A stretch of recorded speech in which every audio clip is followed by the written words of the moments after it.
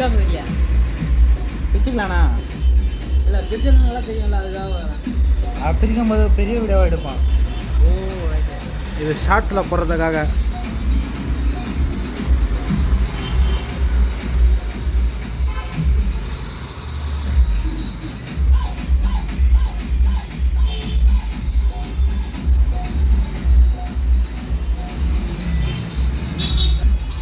of பண்ணா